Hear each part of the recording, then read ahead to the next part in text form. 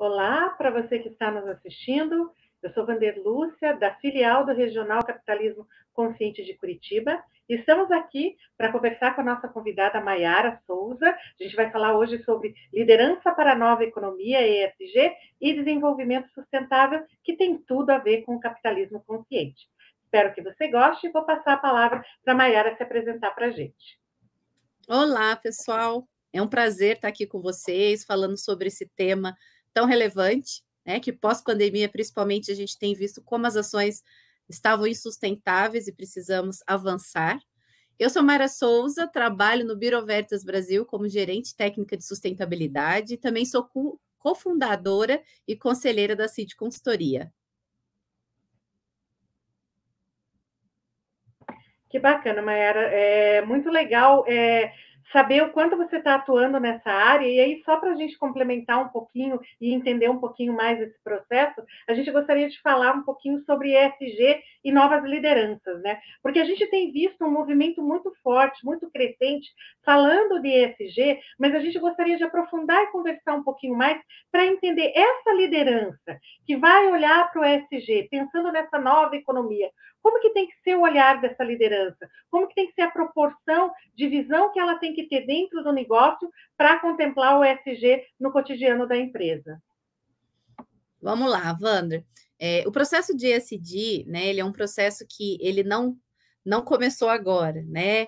Então é gostoso fazer sempre essa retrospectiva histórica que eu falo que é importante, porque ele é um termo que vem lá em 2005, até no site do Capitalismo Consciente vai estar um pouquinho dessa história, quando o ex-secretário da ONU, né, o Kofi Annan, convidou várias instituições financeiras a olharem para as questões sociais, para as questões ambientais e de governança.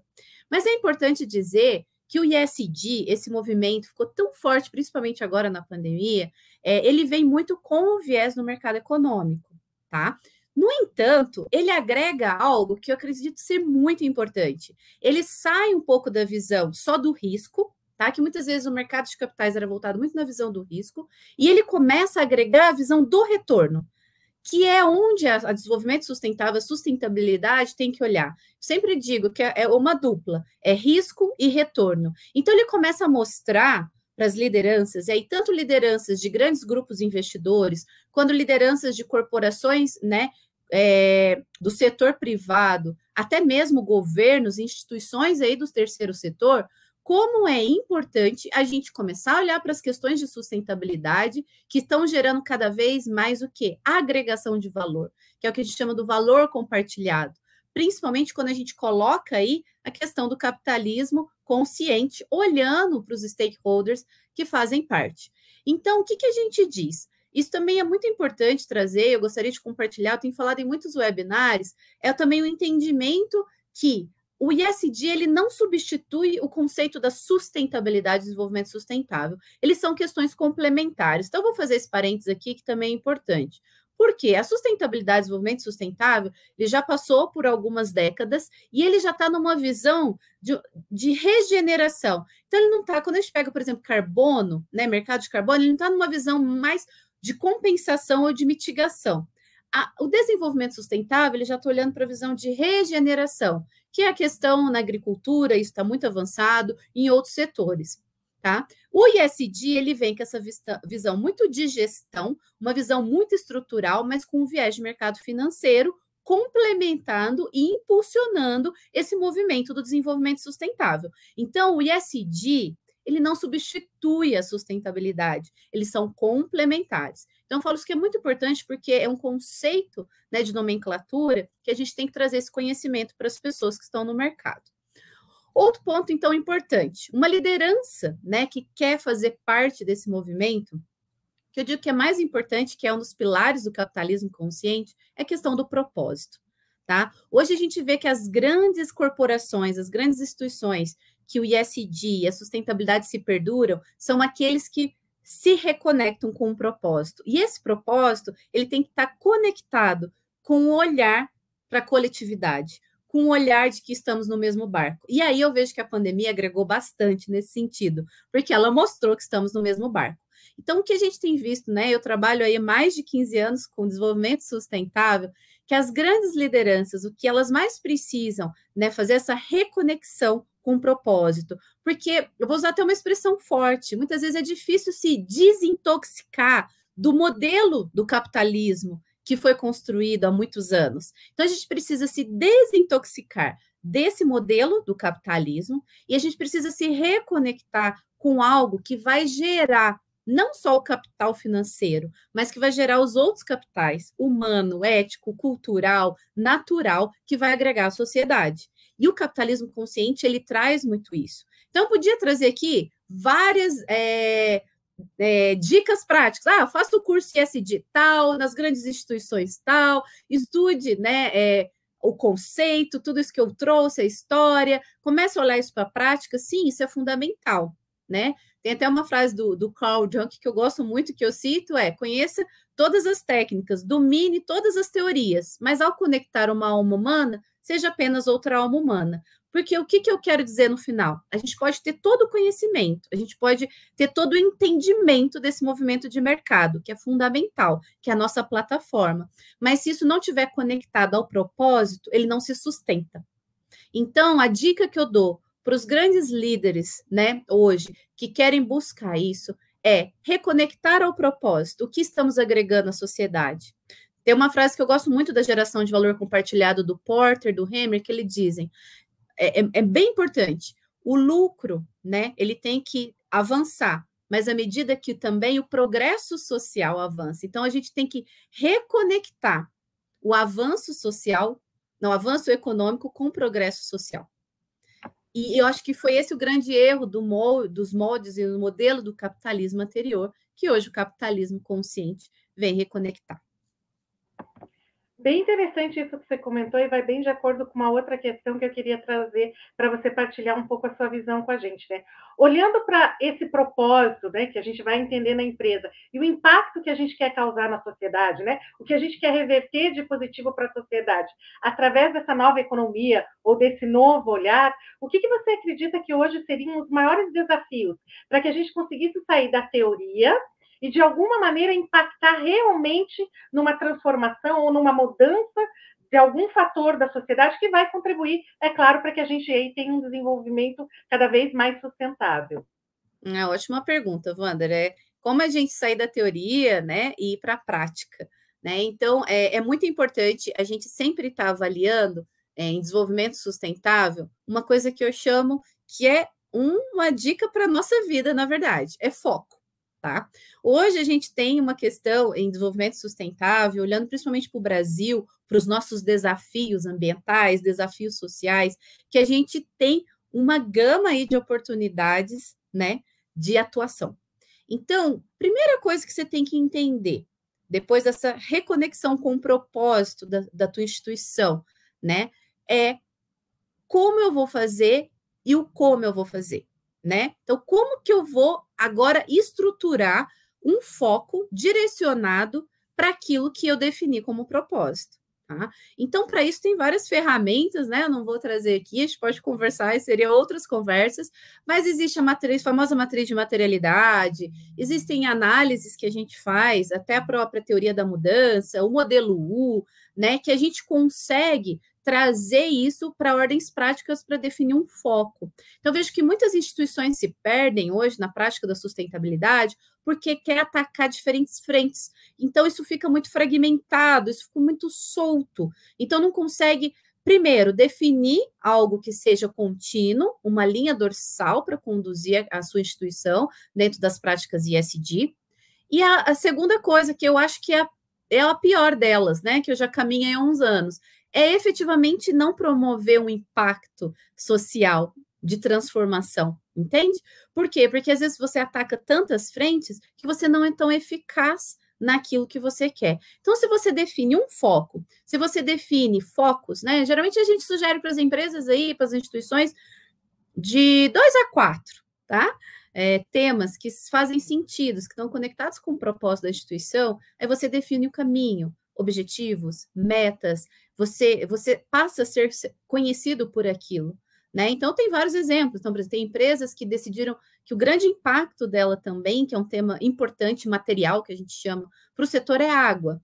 Então, ela vai dedicar o tema água. Tem uns que olham, por exemplo, é a questão de gênero, mulheres. Então, vai dedicar seu tema de gênero. Às vezes se dedicam a 3 temas, então, um para cada pilar. Então, no social, a gente define um pilar, por exemplo, diversidade e inclusão, que é um tema que hoje está sendo muito trabalhado. No ambiental, eu vejo qual é o tema mais material. Então, é aquele tema que faz sentido para o meu setor, que principalmente os meus stakeholders também consideram relevantes, e a materialidade, olha isso. E em governança, por exemplo, a questão da conduta, né? Questão ética e conduta é um tema que eu quero trabalhar. Então, uma dica, assim, inicial, parece ser uma dica simples, mas ela é fundamental. É definição de foco. E a partir daí você segue, então, com seus objetivos de médio aí, né? De curto, de médio e de longo prazo, para eles serem atingidos. Ouvindo você falar, eu fiquei refletindo muito nos grandes desafios que a gente tem como país, né? Como Brasil, né? Ou seja, ou até como cada estado ou cada município, nós temos, de acordo com cada realidades diferentes, às vezes desafios diferentes e às vezes alguns desafios que é o desafio do país, né? Para a gente conseguir dar passos significativos. E o quanto a gente precisa também refletir que o trabalho em conjunto, né? O trabalho com mais mãos, a gente consegue chegar em resultados de maneira mais rápida e de maneira mais efetiva. Então, a pergunta que eu queria trazer para você refletir um pouquinho aqui com a gente é como que a gente consegue fazer um grande mapeamento da ação, do que a gente vai executar. É claro, conversando com o propósito da nossa empresa e o que faz sentido, mas que também contribua para o país ou para o município dar a virada que ele precisa fazer para resolver uma determinada situação que ele precisa, de fato, superar para conseguir aí impactar cada vez mais e ter o desenvolvimento sustentável que a gente espera para a região e para o país.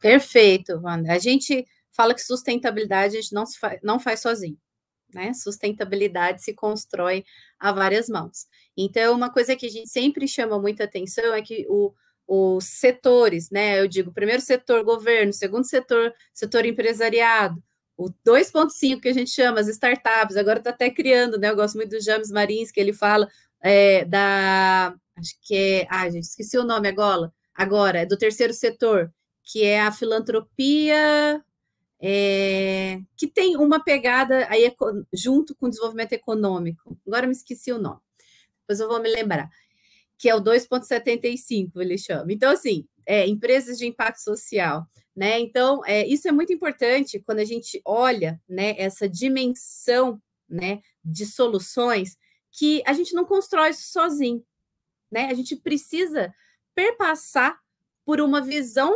coparticipativa, né, e uma visão multidisciplinar, tá? Então, quando a gente faz essa construção, eu não tenho dúvida que a solução é muito mais completa, tá? Que a solução ela é muito mais perfeita. E como você vai fazer isso? Tá bom, é lindo, né, na teoria, mas como a gente vai fazer isso? Hoje existem grandes técnicas e práticas, né, que a gente chama de consulta aos stakeholders, tá? Então, hoje existem vários, eu acho que o mundo online, então, eu falo, não tem desculpa, gente, porque até mensagem de WhatsApp, né, que hoje a maioria das pessoas tem, você pode fazer. Então, muito importante é ouvir, tá? Então, ouvir, tem várias ferramentas hoje que permite a gente consultar o stakeholder para que a gente possa, então, não ficar numa visão unilateral, mas que a gente possa ampliar esse olhar, tá? Então, essa conversa entre as diferentes instituições daquele município, daquele estado, e aí alavancando para uma nação, ela é muito importante, porque aí a gente vai entender, igual você falou, no município, quais realmente são as demandas, né, principais hoje que a gente tem e que muitas vezes até a tua própria instituição ela está vinculada a isso, mas muitas vezes até não foi no que eu falei anteriormente, não foi definido um mapeamento e um foco para isso, mas que você entende que você pode contribuir e que, na verdade, até você está gerando externalidades, que são impactos disso. Então, muito importante o ouvir, tá? O envolvimento de mais stakeholders, achar os líderes, né, dessas instituições dentro de um município, de um estado, e fazer essa escuta.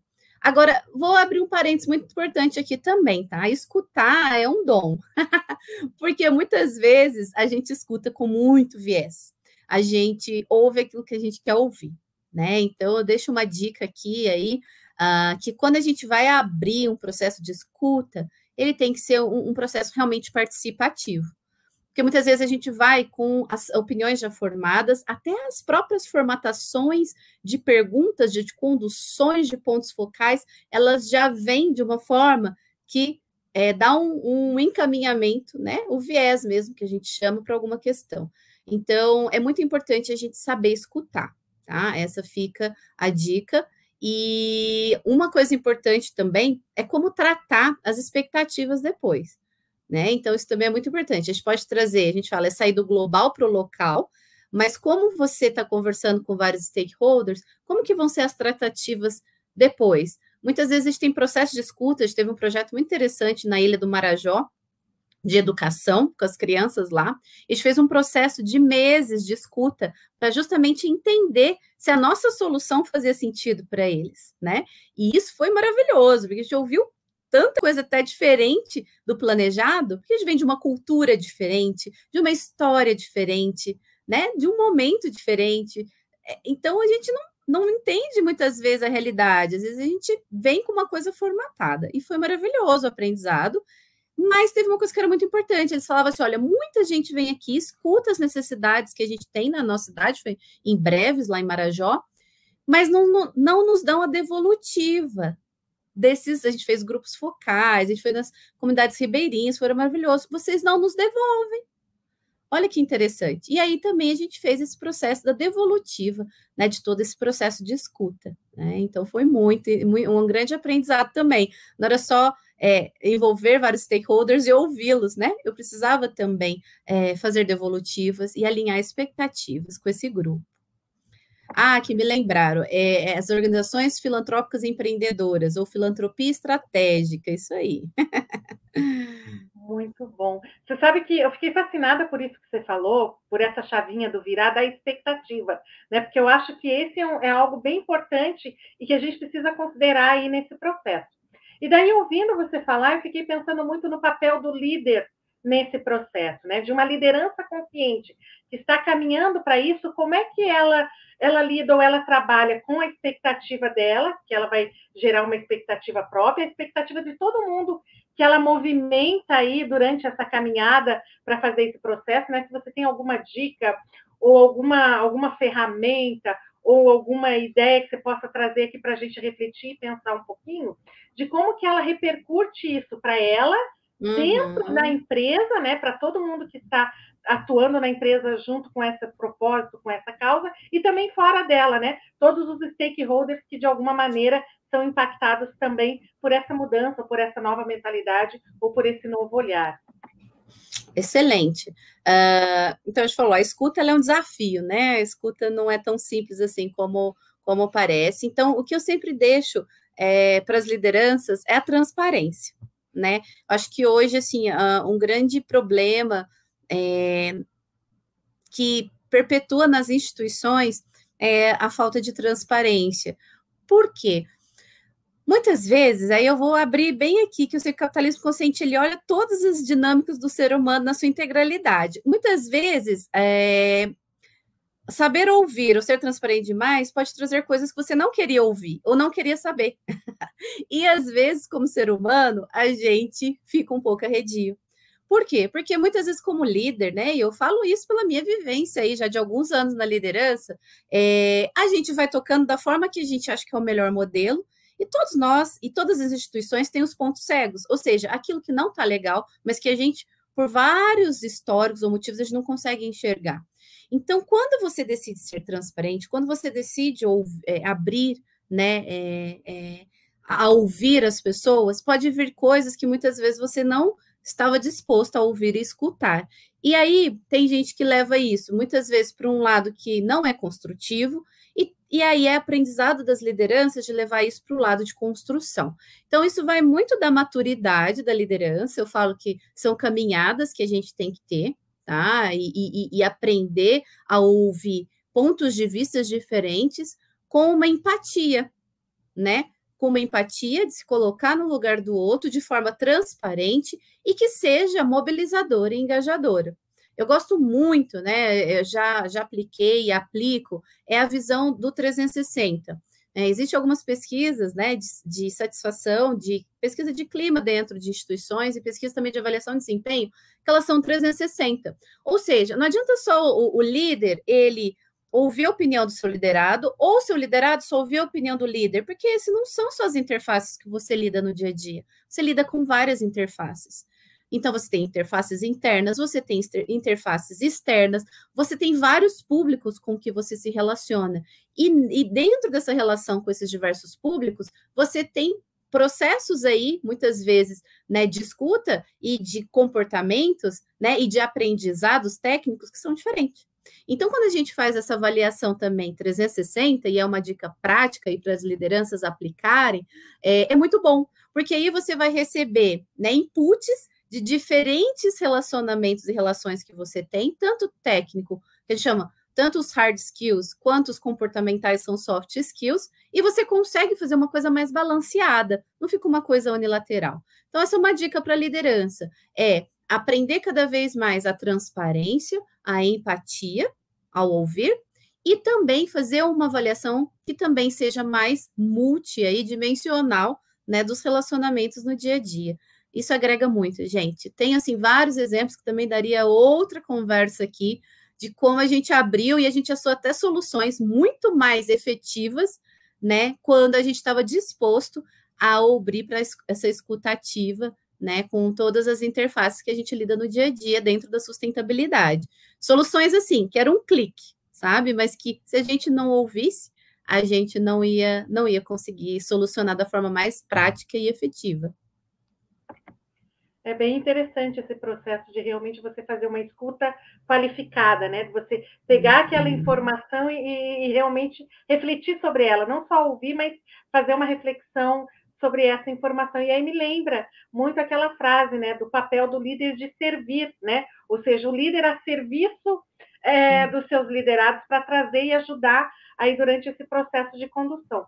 E para a gente já ir finalizando, né? Porque a gente pensou aí num bloco e numa conversa rápida, um bate-papo rápido, eu queria ir encaminhando para a última pergunta com a seguinte reflexão, né? Para você ir fazer uma fala inicial para a gente refletir juntos. O que você daria como uma dica para quem está no processo de se encontrar ainda como líder nesse papel, né? O que ela deve buscar, que tipo de informação, como ela se alimenta dessa informação para que ela consiga aí seguir essa trilha, tanto para quem está começando, como também para quem já tem alguma caminhada. O que pode ser inspirador, né? O que você diria pode te inspirar a frequentar esse tipo de espaço ou se apropriar desse tipo de conhecimento? Porque a gente entende isso como um processo, né? Constantemente eu vou precisar estar sempre me atualizando e refletindo sobre isso. Então, entendendo como um processo, o que você traria aí como dica para os nossos líderes conseguirem seguir nessa caminhada? Ótimo. Você trouxe a chave também. Eu nem sei como não falei ainda em todas geralmente, webinars e treinamentos, eu falo que a sustentabilidade é uma jornada, né? Você falou, né? Eu estou já há um tempo aí, não vou falar, já falei quantos anos, não vou me entregar aqui a idade, mas assim, é uma jornada, né? Tudo isso vai se formando. Então, o que eu posso trazer como dica, né? De uma pessoa aí que já está num pouquinho, né, andando nesse tema. Primeiro é procurar as fontes mais confiáveis, né? A gente tem grandes empresas, e aí, gente, é muito legal falar, não só multinacionais, tá?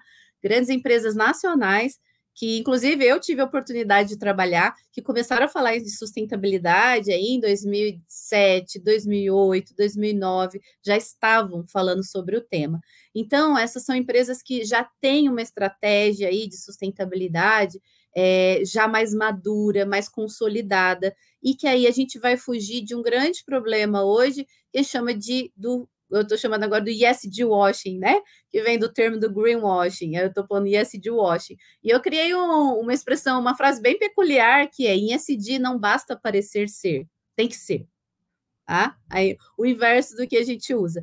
Em ESG, vou repetir, não basta parecer ser, tem que ser.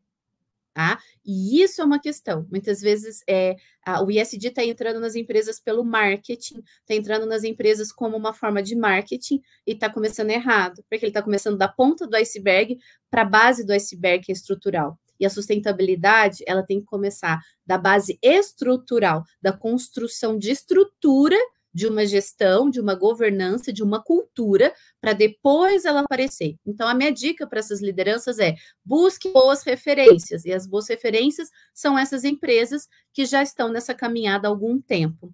Né? E aí também boas instituições. Então, a gente tem grandes instituições nacionais e internacionais que também buscam. Então, eu gosto muito aqui no Brasil que eu até estudei lá, da Fundação Dom Cabral, já está trabalhando com sustentabilidade há anos, tem ótimos artigos para vocês estudarem. Temos também a FGV-SES, gosto muito da FGV-SES, o próprio aqui no Paraná, né, o ISAI e FGV, né, porque a FGV tem grupos diferentes, também tem excelentes tutores aí, pessoas para a gente procurar. Busque, então, instituições de renome. Fora do Brasil, sugiro Oxford, né, University, eu sou até estudante de lá, e eu faço parte do programa de Impact Measurement, né, que é mensuração de impacto, então sou suspeita para falar, né, um dos mais tradicionais do mundo e traz uma discussão a nível global. E gosto muito de Stanford, nos Estados Unidos. Então, essas são bases técnicas muito boas para vocês procurarem. E aí, a dica final agora para fechar falem com pessoas que têm essa caminhada também, né? Então, eu tenho feito até um processo de mentoria de jovens que querem entrar nessa carreira agora, que estão se formando e querem trabalhar por propósito, né? Então, a gente está sempre buscando, né, pessoas que realmente têm essa vivência, e você vê que isso está na essência de uma forma legítima. Então, esses 3 caminhos: instituições que estão praticando, bons estudos em instituições aí acadêmicas, e terceiro, pessoas que são referências para vocês. Gosto muito em pessoas, procurar o Liderança Sustentável, do Ricardo Voltolini também, que eu acompanho ele há anos, procurar grandes referências aí de lideranças que vocês podem seguir e acompanhar. E trocar, gente, nós somos uma rede, né? Eu acho que ninguém está pronto, somos seres de informação. Então, trocar, conectar com a tua rede, tirar dúvidas, eu faço isso direto, se conectar com pessoas que têm esse propósito, a mesma causa, e aí eu acredito que a gente vai longe aí como lideranças ESG, de sustentabilidade no nosso Brasil. Nossa, muito bom, inspirador. Quero super agradecer a sua presença. Eu acho que a gente conseguiu aí ir em pontos chaves bem importantes. Tenho certeza que o pessoal vai aproveitar muito esse momento. Inclusive, acredito que vai ficar um gostinho de quero mais. Você comentou algumas coisas ali que eu já fiquei curiosa. Se a gente tivesse tempo, eu já abria aí para mais perguntas, para a gente aprofundar um pouco mais. Muito obrigada por você estar aqui com a gente, por você partilhar o seu conhecimento, partilhar a sua experiência. Vou passar a palavra final, se você quiser falar mais alguma coisa para se despedir, fica à vontade. Tá.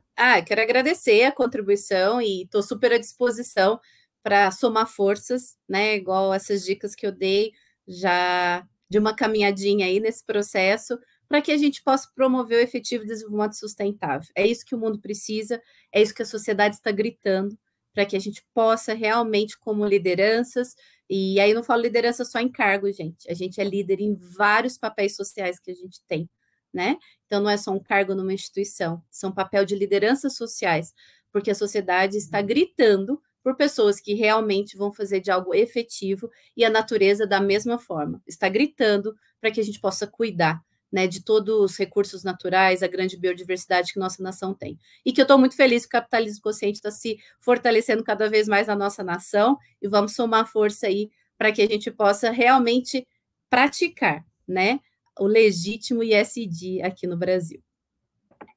Muito obrigada pelas suas palavras, estou muito feliz em estar aqui com você nesse momento. Quero agradecer a todo mundo que está assistindo a gente. Fica aqui o convite, né, para a gente disseminar essa mensagem, para a gente passar esse recado adiante, para que mais e mais pessoas conheçam, se aproximem desses conceitos, desse movimento, e a gente consiga aí, de fato, né, impactar positivamente cada vez mais, para que a nossa sociedade aí possa caminhar para o desenvolvimento de fato sustentável. Então, mais uma vez, obrigada a você que está acompanhando a gente, né? E ficamos por aqui. Numa próxima, nos vemos novamente para falar sobre algum outro tema. Obrigada. Obrigada.